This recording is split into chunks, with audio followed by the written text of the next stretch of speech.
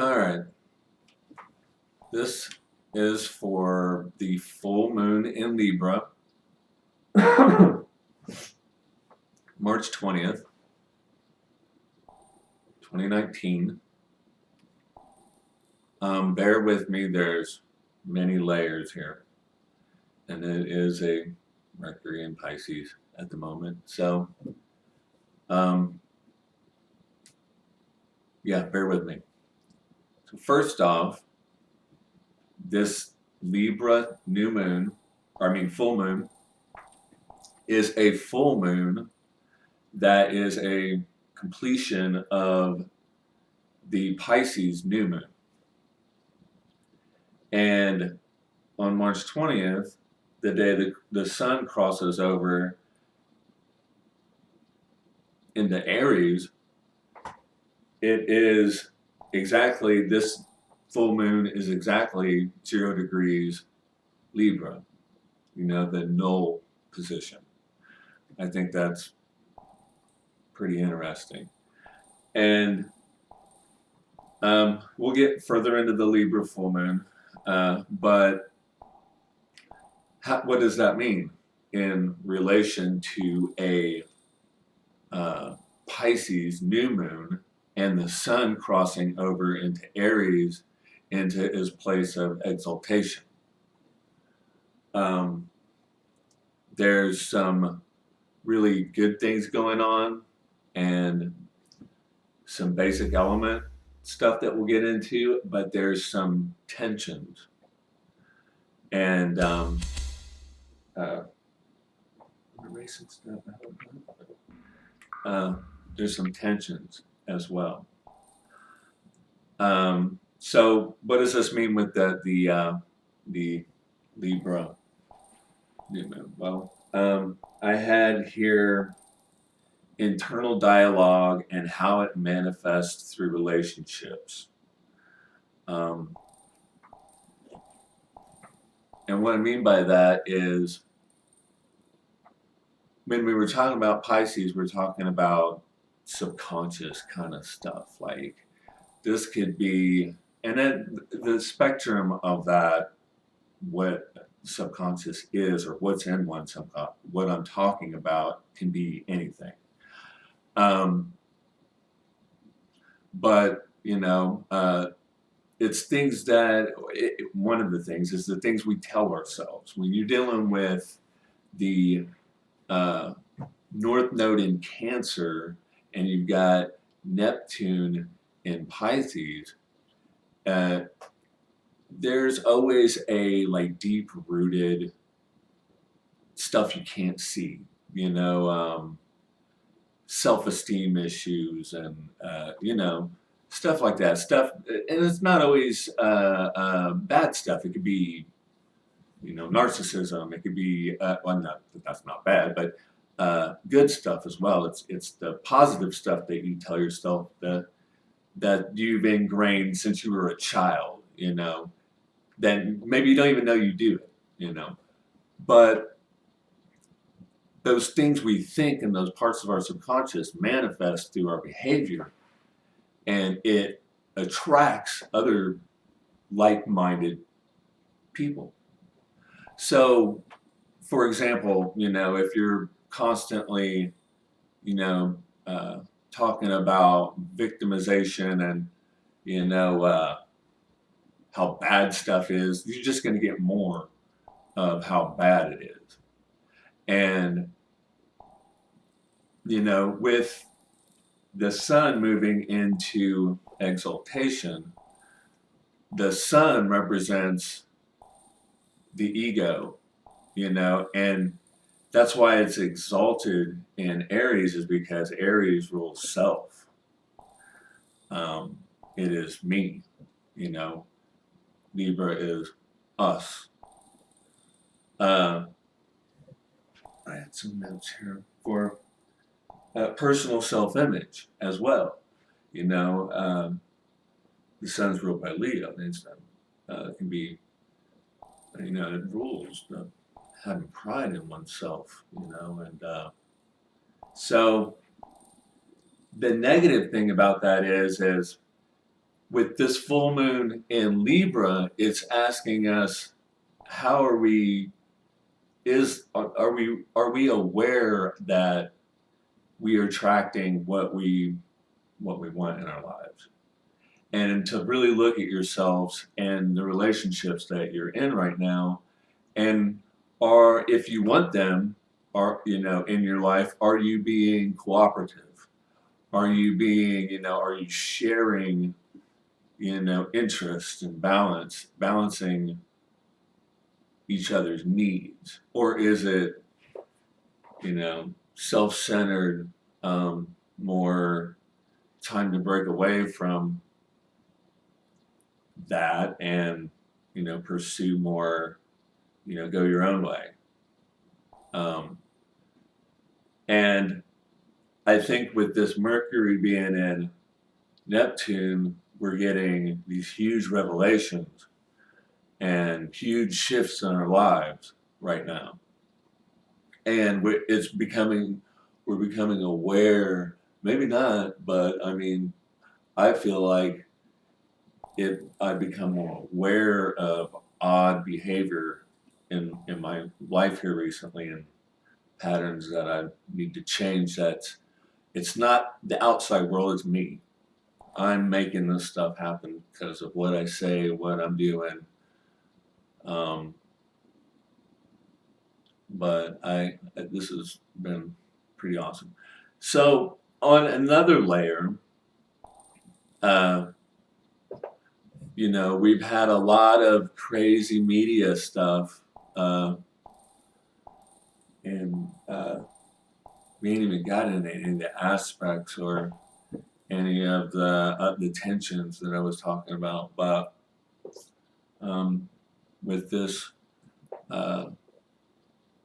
new moon in Libra, we have to take a look where Venus is at. Whereas Venus is in Aquarius, and Aquarius has been, it just had that South Node burned through it in that past 18 months, and it's had a defragmenting of social networking and how people communicate and disconnect from each other at the same time.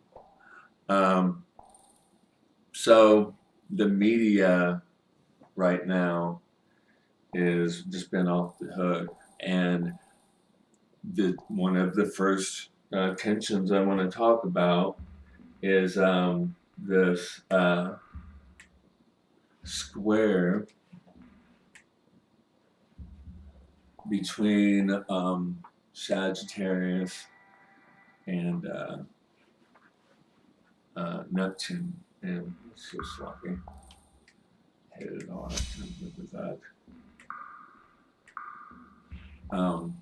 Between Sagittarius and Neptune, with Mercury retrograde on top of Neptune during all this. Like I mentioned, Sagittarius is, let me take a look at my notes here. That spiritual warfare that I was talking about, the intellectual warfare that's happening right now, the politics of the country divided, the world stage, Venezuela, Korea, Russia, Mexico, Brexit, China, all these Sagittarian, other, foreign lands and foreign philosophies and higher truths and lower truths, and that's why Sagittarius excels and that kind of stuff. That's why you got the centaurs, because the higher mind rules over the primitive mind, so they're always shooting for higher truths, but sometimes their truths aren't always, and it's, the Sagittarian energy ain't always having a good time right now with Neptune, trying to dissolve all that. So the Dionysian energy, kind of just saying we don't care. I want my MTV. Anyway, let's move on. Another significant thing is the sun moving uh, across to the that 0 degree of Aries is moving into a conjunction with Chiron. And like I've said, I don't really talk about Chiron too much. I don't feel like I'm qualified for all that. Maybe after my Chiron return. But I find that significant. That also dealing with this Piscean, looking at internal subconscious, like triggers and stuff that we're not aware of, actually manifesting and becoming, we're seeing them now. And how that's losing or attracting people that we want to lose or want to attract. Looking at Venus, the planet of attraction, the law of attraction. We create our own realities with what we say. The words we say create our reality. Anyway, moving on. On another level, there's so many levels here. I had this little thing going on. I hope it's right. There we go. Yeah. Libra is the scales. And it's interesting that all of the big planets, the outer planets, the generational planets, are, in negative signs. And negative, I mean earth or water. For example, Saturn, Pluto, and the South Node are in Capricorn. The Mercury retrograde conjunct Neptune is in water. We got 7 more years of Neptune and Pisces. We've still got a couple more years of Saturn here, but Pluto's still going to take a while to get out of Capricorn. So it's in Earth, Neptune in water. Uranus moved into Taurus, Earth. The North Node's in water. These are kind of long-term, over a year. Now, but all the personal planets are in positive signs. You've got Jupiter being the longest, only staying in there a year, is in Sagittarius. You've got Venus in Aquarius. There's fire, there's air. You've got the sun now moving into Aries, fire, and the moon in Libra. The Libra here kind of balances for a split moment, just a little sliver of time when the elements are balanced for a short little period, and then boom, going to go back into the heavier, and especially after the sun moves into Taurus. Mars will be moving in a Gemini, and he likes that. And Venus is going to be moving into Pisces, where she's exalted. So it's not going to be a bad thing at all. But there's if there has felt like an imbalance, this short little window of opportunity to recalibrate. That's why I see this. And that was what I was talking about. It's interesting how they kind of balance that out. Also, and you know what? That also just elementally trines Venus and all this networking and, the emphasis on Uranus moving into Taurus, I think, is another interesting layer. I had some notes down here. A lot of natural disasters have happened that I've heard of here recently. Radicalism, which is also an Aquarian / Uranian quality, and it's in an Earth sign of Taurus, when Taurus is a physical sign. So these are manifestations of radicalism, and also crazy weather and unpredictable kind of stuff like, nuclear power plants scares in Nebraska. And that's very Uranus and Taurus, in my opinion. And uh, okay, so there's so much going on. It's so crazy. But the sun is getting ready. Now, there's a lot of things that Aries deals with, and the sun here being an exaltation and the balance of elements being such a short little window here. Fire signs and air signs, one of their qualities are spontaneity. And spontaneity means things happen fast. Earth and water signs don't really function like that. So there could be also a window of a dramatic kind of window, a very radical kind of window. Um, you know, Aries rules war. It rules self. It rules selfishness. It rules. I always think of like hand grenades and you know explosions and action movies and it's fire, it's cardinal, it's spontaneous. So um, there's that element of anger and rage, and that also comes with it, and the I'm right, you're wrong kind of thing. Also dealing with that Libra balance stuff. And the only time I'm concerned is when the sun comes down to this, when it's going to square the nodes. And this is where Uranus has been, uh, you know, just came out.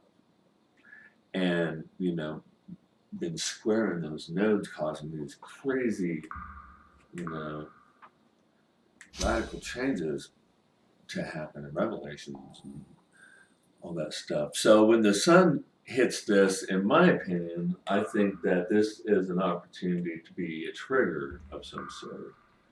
Um, and that's I can't remember what degree of Aries that is, 20 something. The later degrees, not the later, the last third of it anyway. I'll have to look. But as it gets closer to that point, because it's not even really it could be a day after or a day before, the way energy builds up, the pressure isn't, you can't 100% accurately predict stuff. But when the sun starts getting to this point, it'll be interesting because not only do you have this point, then it's going to come into a conjunction with Uranus and Taurus, which is another unpredictable, spontaneous, kind of radicalized energy. Um, so, uh, definitely, and we're moving in toward, we're getting, this is the first of spring, so, the days are gonna start getting warmer and the day, longer, and the nights start gonna be shorter. It's gonna be 10 o'clock, and I'll go outside and the sun will still be out. Eventually.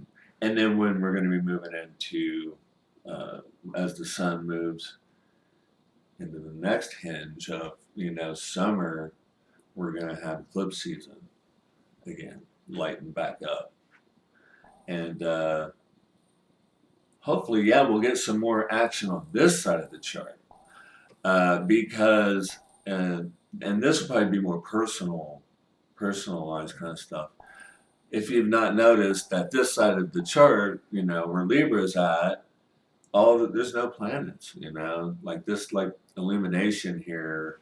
That's why I was talking about it really kind of balancing out for a short little moment, this little tap. And this one's real short, and then as it, descends and the moon wanes into the dark moon, into the next new moon in Aries, it's going to get interesting. This is the astrological new year. Most people say, January 1st, but in astrology, March 20th, March 20th, 21st is the real new year. So, anyway, there's a lot going on here, and I think this is going to be an interesting year. I think this is going to be a positive stuff of self-growth, It's also a good time to change your appearance. Aries rules appearance. You've been wanting to color your hair. This is a good time to color your hair. New clothes or spring clothes, going shopping, anything to do with your appearance.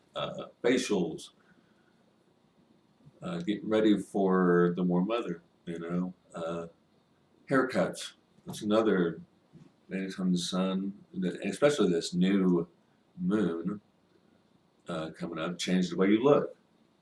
Aries likes new, unpredictable kind of stuff. So, and, like I said, with appearance, it's very physical too. You may want to start, have the desire to go walking, when it gets warm and stuff, get some fresh air. I don't think I'm going to go any deeper than that. But, yeah, Happy New Year.